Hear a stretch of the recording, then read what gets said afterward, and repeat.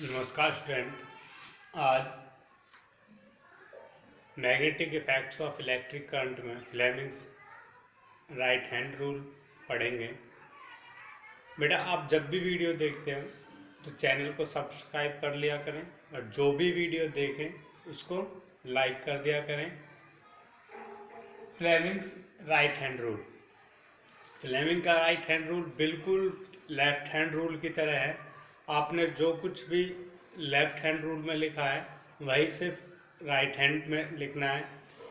Left की जगह आपको बस राइट लिखना है, बाकी सब सेम है। तो फ्लेमिंग का राइट हैंड रूल क्या कहता है कि अपने राइट हैंड की थंब फिंगर और मिडल फिंगर को स्ट्रेच करिए right angle to each other. ये म्यूचुअली परपेंडिकुलर होने चाहिए इस तरह से। और वही जो थंब है वो फोर्स की डायरेक्शन को बताएगा, फोर फिंगर मैग्नेटिक फील्ड और मिडल फिंगर करंट की डायरेक्शन को बताएगा। तो यही हमारा फ्लेमिंग का राइट हैंड रूल है। आप लिख सकते हो stretch your right hand, stretch your right hand, thumb,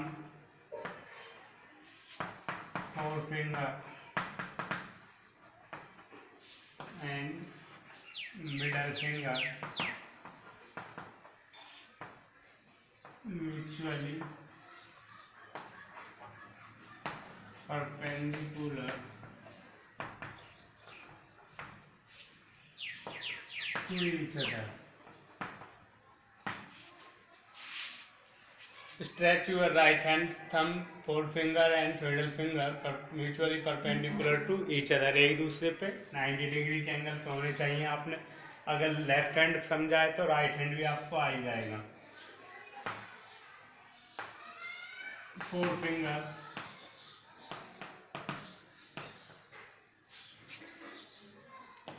indicate the direction of magnetic field, middle finger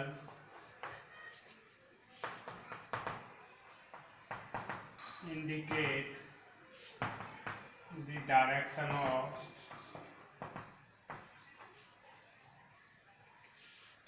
current and thumb indicate the direction of force of motion। तो four finger किसकी direction represent करते हैं? Magnetic field की को, middle finger current की को और thumb force of motion की डायरेक्शन को रिप्रेजेंट करता है। तो ये आपका Fleming's right hand rule.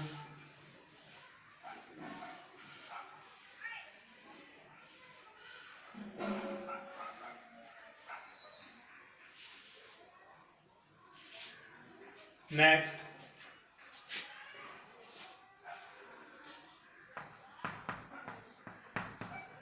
Electromagnetic induction. इसको EMI भी बोलते हैं, इलेक्ट्रोमैग्नेटिक इंडक्शन। इलेक्ट्रोमैग्नेटिक इंडक्शन क्या होता है? इसको फैराडे ने डिस्कवर किया था। अब फैराडे ने सोचा कि ओरेस्टेड एक्सपेरिमेंट पढ़ा था उस समय। ओरेस्टेड एक्सपेरिमेंट की बात हो चुकी थी कि जब करंट फ्लो करता है किसी कंडक्टर से तो उसके चार तरफ मैग्नेटिक फील्ड होता है।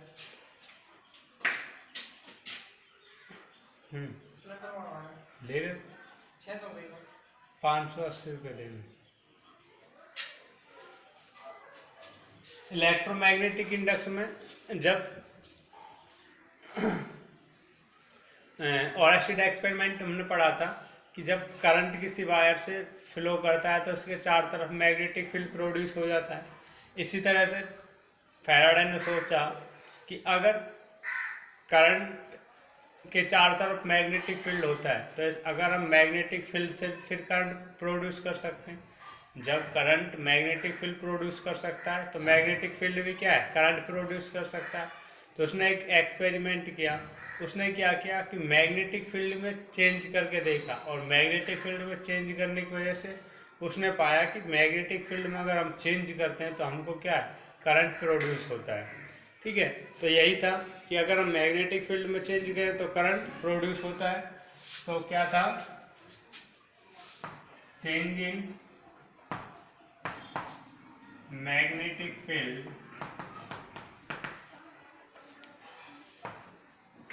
Cause electric current.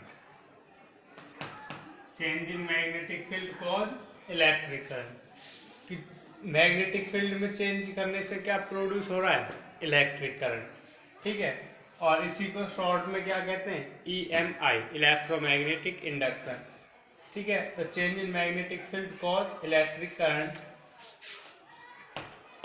Is called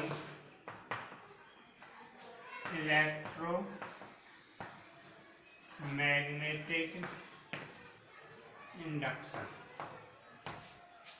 clear. अब इसने 3 एक्सपेरिमेंट भी करके देखे, डिफरेंट डिफरेंट एक्सपेरिमेंट से। इसको अगर हम मैग्नेट को पास में रखें, स्थिर रखें, रेस्ट में रखें, तो कॉइल को आगे पीछे करें तब भी मैग्नेटिक फील्ड में चेंज होगा, या फिर कॉइल को रेस्ट में रखें, मैग्नेट को आगे पीछे करें तब भी मैग्नेटिक फील्ड में चेंज होगा। तो देखो क्या था, एक्सपेरिमेंट से कैसे हम इसको देख सकते हैं। First point,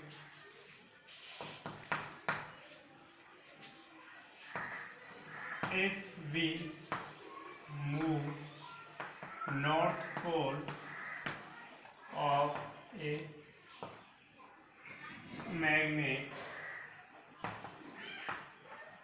towards the coil.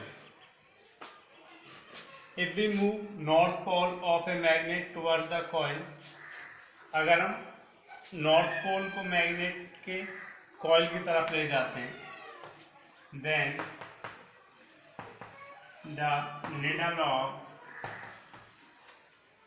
galvanometer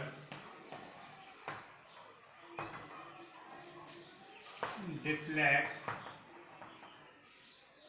towards right। जो गैल्वेनोमीटर एक निडल है वो हमारी किधर डिफ्लेक्ट होती है, राइट की तरफ। देखते हैं कैसे, कि ये हमने एक कॉइल ले ली,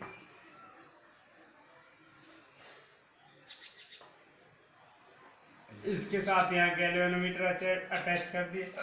अब गैल्वेनोमीटर आपको पता है क्या है, एक डिवाइस होता है जो वेरी स्मॉल करंट को भी सेंस करता है, मेजर कर सकता है। क्लियर। तो इसने देखा कि अगर हम ये मैग्नेट लें और ये इसका नॉर्थ पोल, इसको टुवर्ड द मैग्नेट मूव करें। क्लियर। तो देखो यहाँ से मैग्नेटिक लाइंस निकलेंगी, तो जैसे जैसे ये इसके करीब जाती जाएगी तो मैग्नेटिक लाइंस क्या है, इसके पास वाला जो हिस्सा होगा उस पर ज़्यादा होंगे, और दूर वाला, अगर यहाँ से हम ये वाला रीजन है, मैग्नेट को यहाँ रखें तो यहाँ पे मैग्नेटिक लाइन ज़्यादा होंगी, यहाँ पे रखें मैग्नेट को तो इस वाले एरिया में मैग्नेटिक फील्ड लाइंस कम दिखेंगी। तो जैसे हमने उसको मैग्नेट को इसकी तरफ ले गए, कॉइल की तरफ, तो क्या था कि जो गैल्वेनोमीटर की सुई है वो डिफ्लेक्ट करती है राइट की तरफ। तो ये पहली बात थी। तो इससे पता चलता है कि अगर हम नॉर्थ पोल को मैग्नेट की तरफ ले जाते हैं तो यहाँ पे करंट का प्रोडक्शन होता है, जो करंट है वो हमारे यहाँ पे प्रोड्यूस होता है। पहली बात। दूसरी बात,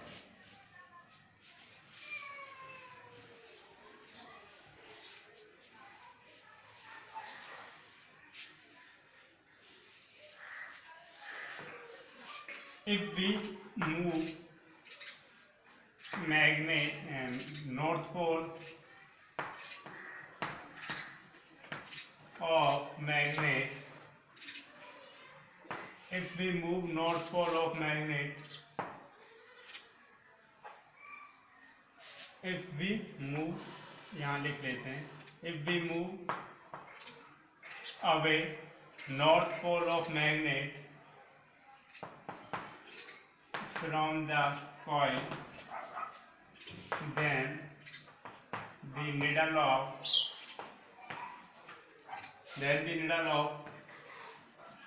magnet, needle of galvanometer, then the needle of galvanometer deflect towards right.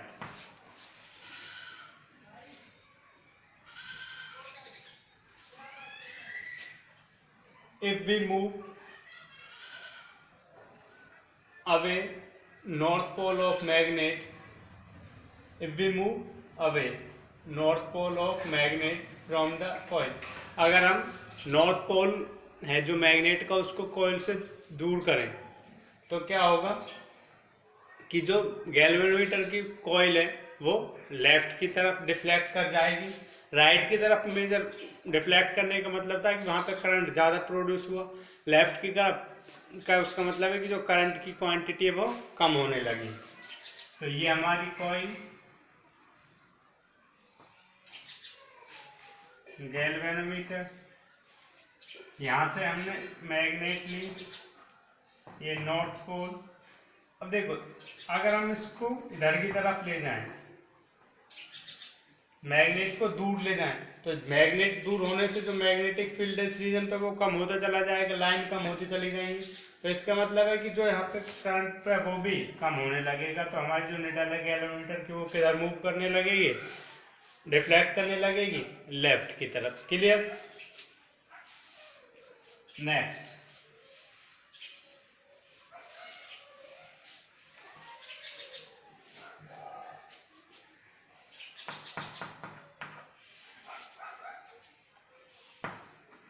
if magnet at rest, अगर मैग्नेट रेस्ट पर हो, then the needle of galvanometer shows no deflection।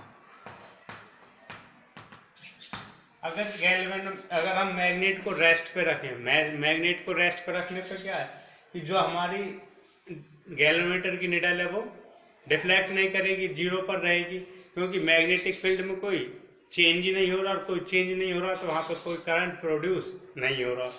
ठीक है, तो देखो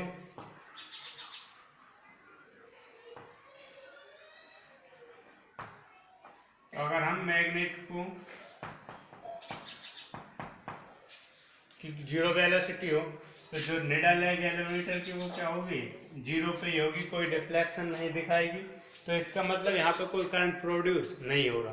तो यही है इलेक्ट्रोमैग्नेटिक इंडक्शन। और इसी से जो हमारा जनरेटर है वो जनरेट हुआ, जनरेटर की इन्वेंशन हो पाई कि अगर हम मैग्नेटिक फील्ड में चेंज करें तो हम करंट जनरेट कर सकते हैं। तो यहीं से हमने जनरेटर भी तैयार किया, इसी बेस पर जनरेटर हमारा काम करता है। तो यही इलेक्ट्रोमैग्नेटिक कि अगर हम मैग्नेटिक फील्ड में चेंज करें तो करंट प्रोड्यूस होता है। अभी मैंने प्रैक्टिकली भी आपको दिखा दिया है। तो आज के लिए इतना ही, इसको अच्छे से कर लेना, इम्पोर्टेंट है। और कोई प्रॉब्लम हो तो आपको कमेंट करना है। Thank you.